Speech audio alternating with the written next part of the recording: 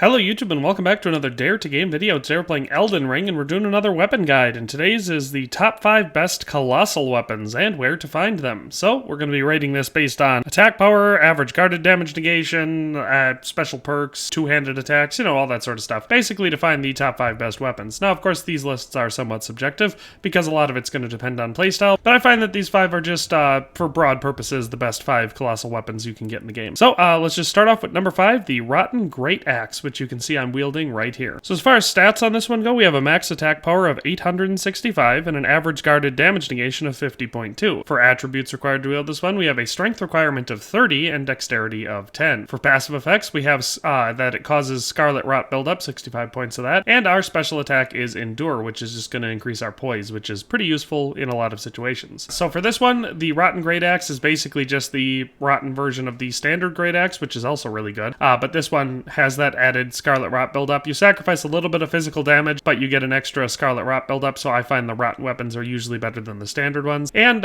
one of the good things about this weapon is that it can be upgraded with Ashes of War. So you can actually upgrade it to make it fit your specific playstyle, or maybe increase its rot effectiveness, maybe give it some sort of bleed damage, or just give it a special attack that you enjoy. So it does have the advantage of being one that can be upgraded. So that is stats for the Rotten Greataxe. As far as getting this weapon goes, you're going to have to make your way up to the Ordina Liturgical Town, which is in the Sacred Snowfield region. So to get here, you need to have made your way to the Grand Lift of Rold. So you have to have, you know, passed through the Forbidden Lands, past the capital. So you have to do the first boss fight in the capital at the Elden Throne. And then you get up through here, and you have to be able to get to the Grand Lift of Rold. Once you get up here, you can go through and make your way up to Castle Sol, and you make your way to the end of Castle Sol, and you will find a half of the secret medallion. The other half of the secret medallion can be found down here at the village of the Albinorix. From this grace site, you can just go up a little hill behind some shacks, hit a pot, and the guy that is actually disguised as the pot will give you the other half. Once you have those, you can use the secret medallion at the Grand Lift of Rold, and you will get access to the Sacred Snowfields. Then you just make your way straight north from where you start out, and you make your way to the Ordina Liturgical Town. And once you're here, you just have to go north of the Liturgical Town to get this axe. So it's actually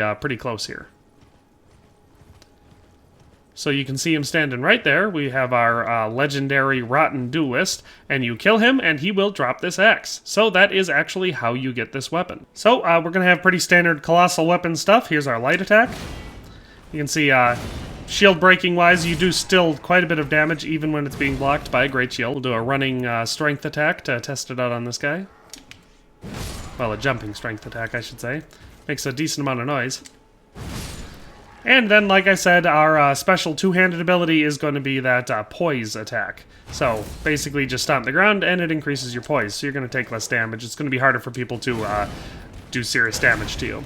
But yeah, other than that, it's going to have all your trademark features of colossal weapons. It's going to move real slow, hit real hard, all that sort of stuff. Obviously, the only way to kind of effectively use these weapons at all is going to be to two-hand wield them, which is why I have it done here. But yeah, that is the Rotten Greataxe at number 5. Let's move on to number 4. Alright, and so for number 4, we have the Dragon Greatclaw, which you can see just kind of looks like a big old club. I guess you could probably say that that's almost certainly made out of part of a dragon's claw, or at least that's the design they were going for, but it's a pretty cool looking weapon. As for stats on this one go, we have a max attack power of 1022 and an average guarded damage negation of 44. Attributes required to use this one are strength 30 and dexterity of 14. There are no passive effects on this one. It also has the endure two-handed effect, or the two-handed stance there, so same as the Rotten Greataxe. And this one, unfortunately, cannot be upgraded with Ashes of War, so some people are automatically not going to like it, but it does have a pretty ridiculously high standard attack power for just upgrading it as far as physical damage and lightning goes. Pretty decent weapon in my opinion. I think it hits real hard and is a lot of fun to use. So as far as getting this weapon goes, it's going to be a drop from a boss fight, so you're going to have to make your way up to the Lindell Royal Capital region, and instead of going right here, you're going to have to take the way. Obviously, this is the way you get into the capital, so you should be led straight to it, but you're going to come up through here, follow this path around. There's going to be some golems in your way that you'll have to either take out or get around, and then you get to right here. This is a gate that you'll have to get through. It starts off being sealed, and there will be a draconic tree sentinel here mounted on horseback. It can be a pretty tough fight, especially if you're not expecting it. I just like to keep my distance and use magic to take them out if I'm a low level and not ready to just tank through, or of course use a whole bunch of skill to finesse my way through. because I don't have any skill. Once you've killed him, he will drop this weapon. So that is how you get the Dragon Greatclaw. As far as moveset on this one, again, we're going to be pretty standard. We're going to have a big old powerful sweeping light attack. Well, unless you do it from a sneak. But as you can see, it doesn't just deal the physical damage, it also hits some lightning damage on it. So there was our jumping heavy attack. And here's our two-handed stance. Like I said, it's just going to increase our poise.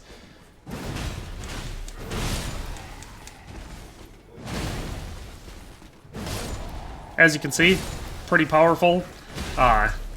Doesn't really... Obviously, like I said, slow moving, so you have to build yourself around that, which is why I've got the bull coat armor on here, because I'm going to be taking hits, so I don't want to take all the damage, but honestly, pretty damn good weapon. Like I said, hits like a tank, so definitely something that I think anyone interested in Colossal Weapons should consider. So that is number 4, the Dragon Greatclaw. Let's move on to number 3. So at number 3, we have the Staff of the Avatar, so right in our middle spot. This one is a heavy hitter and also has some faith stuff to it, so I know a lot of people like to specialize and use this one for their heavy faith build. So as far as stats on this one are concerned, we have a max attack power of 1068 and an average guarded damage negation of 48.5. Attributes required to wield this one are strength of 24 and dex of 8, and like I said, we're going to have a faith requirement on this one of 24. There are no passive effects, but we do have a pretty cool special attack called the Air Tree Slam, and this one unfortunately cannot be upgraded with Ashes of War. So again, that's going to make it not everybody's favorite, but the Air Tree Slam is a pretty great attack, and other than that, the attack power is pretty great. Obviously, it's got part of that is going to come from your holy damage, so it's not going to be effective against every enemy type, but holy is pretty broadly effective.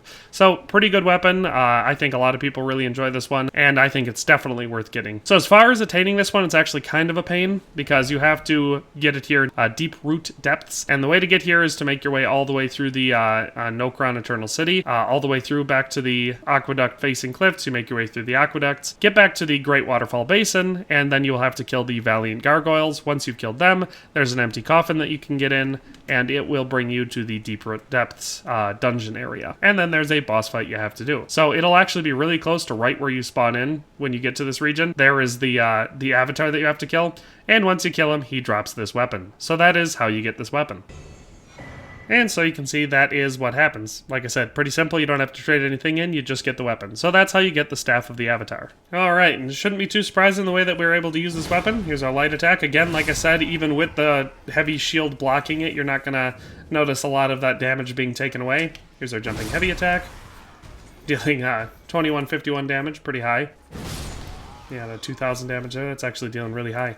Anyway, so those are heavy attacks, and then for our special attack, like I said, we have the Air Tree Slam.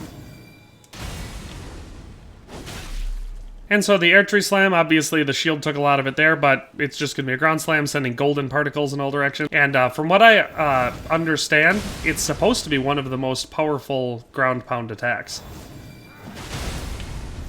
It's not dealing a ton of damage, but I'm guessing these guys are just absorbing a lot of it with their shields. Oh, you know what? I'm probably not doing a lot of damage with the Air Tree Slam because I don't have a lot of points in faith on this one. That would check out. So that's number 3. Let's move on to number 2. All right, so at number 2 we have probably my favorite Colossal Weapon, the PRELATE'S Inferno Crozier. And so this is just a giant red hammer. It's one of the Fire Monk heavy weapons that you'll find in the game. As far as stats on this one go, we have a max attack power of 902 and a average guarded damage negation of 52.3. Attributes required to use this one are strength of 45 and dexterity of 8. It has no passive effects, but it does have a pretty sweet two-handed stance, the Prelate's Charge. It's one of my favorite special attacks in the game, and this one can be upgraded with Ashes of War, so you can customize this one to fit probably whatever playstyle you like, as long as it's, centered around Colossal Weapons. But like I said, it's probably my favorite of all the Colossal Weapons. I really like it, and I've used it quite a bit in my... Whenever I'm using a heavy weapon, this is my favorite one to use. I typically don't, because I like using the light weapons,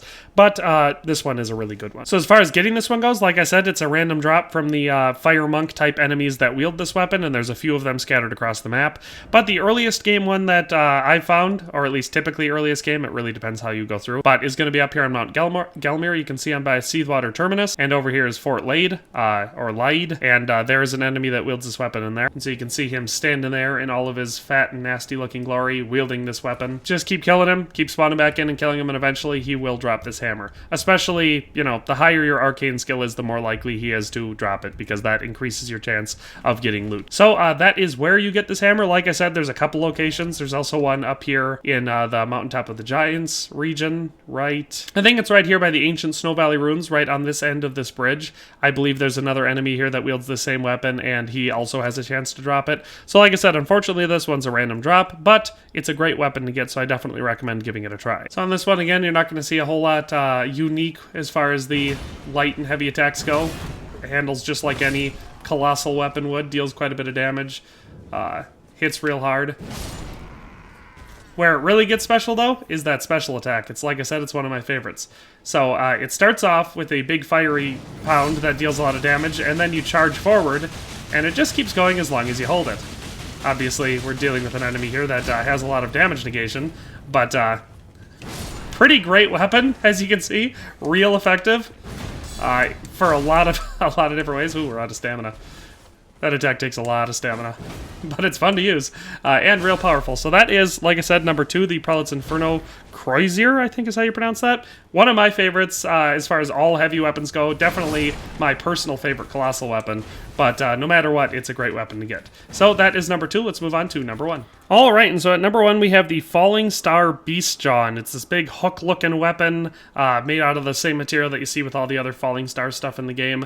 I assume it's supposed to be meteorite, metal, or something like that, but it's got a real unique look, and it is a colossal weapon in not only name but also appearance. As far as stats on this one go, we have a max attack bar of 1065, making it very, very powerful, and an average guarded damage negation of 46.5. This one does not have any passive effects, and you can't upgrade it with Ashes of War, but it does have the Gravity Bolt two-handed stance, which is incredibly powerful. And as far as attributes required on this one, strength of 34, dexterity of 12, and intelligence of 20. So unfortunately, it does have an intelligence requirement.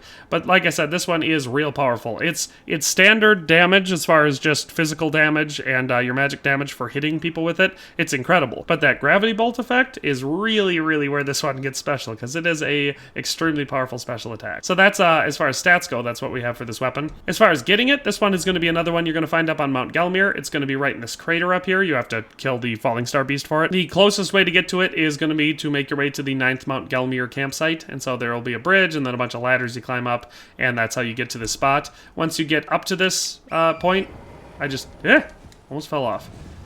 I like to take the fast way up, and then obviously I've already killed it, but it'll be right in this crater. It's actually a surprisingly difficult fight. So that is how you get it. It drops it after the beast fight, and it is a fantastic weapon. So as far as using this one goes, we're again not going to see anything ridiculously special for all of our standard attacks. It's going to hit real hard and heavy. It's going to ignore a lot of shield blocking and other sorts of damage negation tactics. There's our jumping. That was actually jumping light attack, not even a heavy attack. Here's our heavy attack. Smack. And then our two-handed stance. Oops, he was a little bit too far away. So it's got short range, but the nice thing about this is you can do that and it does crazy damage, but also you can fire it in really rapid succession, which is what makes it so overpowered. It's ridiculously overpowered because of that. Because yeah, it does a stupid amount of damage with the first one, and obviously light enemies like this will get taken out usually by one, but like I said, you can just keep firing it. Obviously it's going to drain your magicka, but it's a crazy effective weapon. So as far as if you want to do a strength magic hybrid build, this is a fantastic weapon for it, because it does immense physical damage just hitting people with it, and so it's a good clobbering stick, but that ranged magic attack is stupid overpowered. Like I said, obviously this one's upgraded to plus 10, so you're going to need to go all through the Somber Stone upgrade with it, but once you do, I was hitting, 2,000 plus damage each time, and you can just keep firing it until you're out of magicka. So definitely an overpowered weapon. Like I said, as far as colossal weapons go, this one is pretty much S tier. There's nothing really above this one, in my opinion at least. I mean, you let me know if there's a different one that you think is more powerful, but for me, the Fallingstar Beastjaw is just super OP. So that is my top 5, where to find them, what they do, all that sort of stuff. Hope you enjoyed the video, but we'll see you next time. Thanks for watching another Dare to Game video. If you liked this video, please leave a like and a comment. If you haven't already, be sure to subscribe to the channel. If you like my content and would like to support this channel, consider becoming a member today for as little as $1.99 a month. It makes a huge difference. But in any case, thanks for watching and have a nice day. I'll see you next time.